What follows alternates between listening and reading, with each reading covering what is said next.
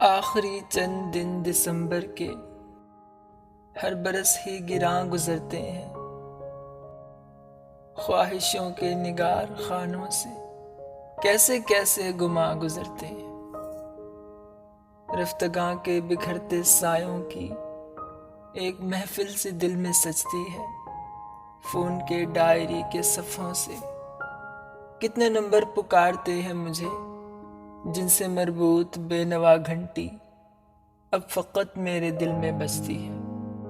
کس قدر پیارے پیارے ناموں کی رینگتی بدنما لکیریں سی میری آنکھوں میں پھیل جاتی ہیں، دوریاں دائرے بناتی ہیں، دھیان کی سیڑھیوں میں کیا کیا عکس مشعلیں درد کی جلاتے ہیں۔ نام جو کٹ گئے ہیں ان کے حروف ایسے کاغذ پہ پھیل جاتے ہیں، حادثے کے مقام پر جیسے خون کے سوکھتے نشانوں پر چاک سے لائنیں لگاتے ہیں۔